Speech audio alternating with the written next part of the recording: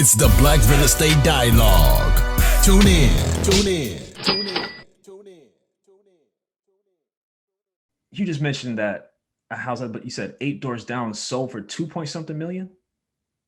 2.1, 2.15. Yeah. Man, that's crazy. And it's it's crazy, man. Because you think about it, yours were 400,000, and people 20 all years ago. 20 years ago. It's not too long ago. People. Right. So I have a question for you from your perspective, because you're a native, you're familiar with the area, you grew up there. Um, at that time, could you have foreseen, like, in your eyes, was gentrification starting a little bit back then, or was it still pretty far off? Like, what were you seeing at that time as somebody who's been there your whole life? In Well, when you say back then, are we talking 20 years ago, like 20 or years when did ago, it start to? like 20 20 years years ago, ago, did you start seeing any signs of it, or was it pretty much the area? no, Okay. no, we definitely didn't see any signs of it. 20 years ago, we still had um, the remnants and the after effects of the crack era. Okay. You know what I mean? You had those people who sold crack in the 80s and that were on crack in the 80s, now in the 90s, recovering crack addicts. They still was in the street. You had the kids that were born from the 80s of being crack babies, they were crack baby teenagers. They were crack teenagers. So the adolescence, the energy, the schools were bad because they weren't, things weren't, I guess they weren't taught properly. They weren't prepared for when that baby that's been hyped up on crack for so many years become a teenager and go to school.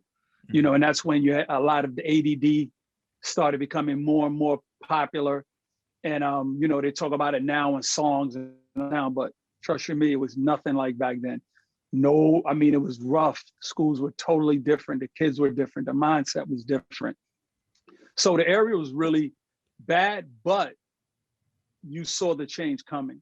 Like, I didn't live in Bed-Stuy originally. I originally lived in Crown Heights. Mm-hmm. And in Crown Heights, it wasn't that bad, but then when I, like I said, wanted to get into the real estate, and I chose Bed-Stuy because I seen that it was closer to the downtown area. It was close to train system. It was by all those key factors that makes a big difference when you're investing. Yep. And then I was like, it's a big house. I have my own backyard. There's space. And it's crazy because when I first wanted to buy it in Bed-Stuy, my friends who people can't see the future a lot about, they can't see the big picture. What you buying out there for, man? You going to Bed-Stuy? You wow. You going to Bed-Stuy, bro? I was like, yo, I'm good. Trust me. I'm getting this here and I'm gonna get another one. So definitely the signs weren't there obviously right in front of you. But if you knew what to look for, those little things, more money coming into the community, more shops, more businesses, people given opportunities. The buildings are being bought out, like, during the era of I won't say abandoned buildings like cracks eras, but there was a lot of buildings that were just there.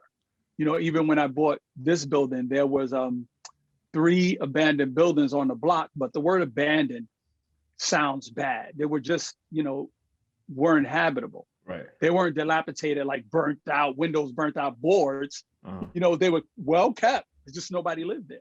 Yeah, I started to see a transition of these buildings becoming, if not rented out of or fixed up, cleaned up. Yeah. The yard, the front, the lot down the block is being turned to a garden. Okay, something's going on here. So that's when I said, yeah, all right, let me get down here. And that's what made me get it into the Brooklyn. But it's my out of state that we're more here to talk about, right? Yeah, but I mean, I think it's the beginning is always the beginning is always important because yes. At that time you're a young person and you didn't know everything, but you had an inkling. You're like, all right, it's a big house, it's by the train. You had a couple things and you're like, all right, I'm gonna make this investment. And now fast forward, obviously you didn't know everything that was going to happen. You didn't know Brooklyn was going to transform, but you made a good decision, and I just don't want people to miss that. Sometimes, like, you may not have all the information. You may not, no one has a crystal ball, but you know, if you can hit a couple of Yes. factors that you're looking for, it could set you up big time down the road. And now you're in a position where something sold for like 4 times, you know, what you purchased your Yep. property for, which of course puts you in a position to play some ball. Yeah, yeah. You know, I want to piggyback off of that because you definitely made a great point. It's for those people, and I'm very much with this. Like, I don't want to give people the automatic um, success in the beginning. I want to tell you the dirt, where I came from in the dirt, right? Which is so true. And with that being said, you cannot be afraid to do what other people aren't doing. You know, like a lot of people say things like, well, if out of state investing or real estate is that big of a thing, then how come so many other people aren't doing it? And I tell them, no, the people you know just aren't doing it. You know what I mean? Like when I came to buy in Bed-Stuy, it was very few Black people like me buying. Like the people that were buying were Jewish. Mhm. They were coming in here, buying them and just holding them. And they were doing those things. Nobody, like I said, it was maybe one other friend of mine who was buying, and you know, me and him connect. And that was it. You know, I bought, like I said, I bought another one. So it's crucial to say to yourself, just because everybody else isn't doing it, that doesn't mean I'm doing the wrong thing. Maybe you're just leader of the pack. You're ahead of what's going on. And sometimes you cannot deny that thing in you is telling you this is the right thing to do. You have to investigate, ask yourself the questions, search for the answers, and don't rely from those answers from someone who isn't doing the research or doesn't know as half as much as you know, especially if they're not a risk taker. Like if worse came to worse and you bought a property, if I bought this property for $400,000 and okay, cool, things didn't work out, I'll sell it for $400,000. Mhm. You get what I'm saying? Yeah. You have something tangible there. People really fear the thought of not being able to get to that point of what they thought it would be, when in actuality you did the hard part because you stepped into the arena of the unknown to actually do something. So you're 100% right. I want people to know this side of the game, but not to be turned off and go, well, it's over now. These houses are worth $2 million. So Yeah. I don't want to hear about him. He got lucky with a $400,000 house. Yeah, but what I did was transition that and to find me another market that catered to the same kind of low market. When I got in at 400, I found another market to keep growing. You know, so that's the encouragement. You're 100% right. Those stories need to be told. Are you looking for a community of like-minded individuals and access to experts in real estate? Yeah.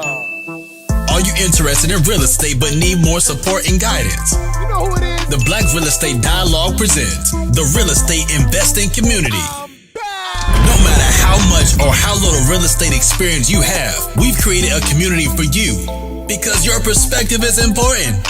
All right, tell me, where's the #1 place where you can do Q&A with experienced guest speakers 2 times per month? How about unlimited access to past guest speakers' recordings? What about a private Slack channel to engage in daily discussion with everybody in the community to share resources and support each other? Head on over to blackrealestatedialogue.com. That's blackrealestatedialogue.com. It's the real estate investing community presented by the Black Real Estate Dialogue. Come join us today. So walk us through the beginning. You know, what was it like, you know, buying your first property, that whole experience? Tell us more about how that was. Okay. So when I first started thinking about buying a property, when I graduated from college, I was 21, fresh out of school. And I said, Dad, I want to buy a 2-family house. And I remember he told me I should wait until I get a husband to buy a house. And I was like, yeah, I'm not going to do that. And so what I did is I utilized an FHA and I purchased a townhouse in Northern Virginia. This was in 2004. And my plan was essentially live in that house for, about a year and then rent it out and buy your next one. So a lot of people call it house hacking. So essentially that was my plan. I purchased that house, lived in it for exactly 12 months. In the summer of 2005, I went and purchased a condo and rented out the townhouse. And after that, the market crashed. So I actually was forced into becoming a landlord, and it kind of just blossomed from there. But that's essentially how it started, using that FHA, putting down, I think it's 3.5%. And, just having that strategy of live there for a year, go on to the next one, and let's just keep growing. I definitely have more of a buy and hold type of mentality. So I was never really interested in flipping it. It was more or less, let's see what, we can acquire along the way by utilizing that strategy. So that's how I started out.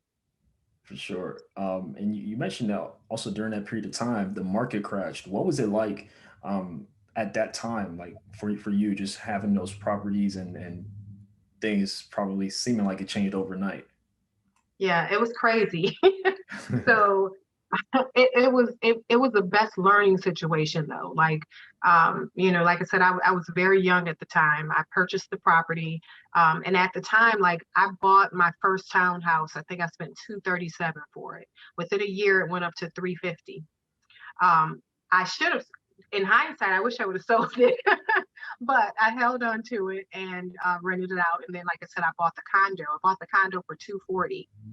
The following year, a lot of people always say 2008 is the year that the market crashed. 2006, you felt it.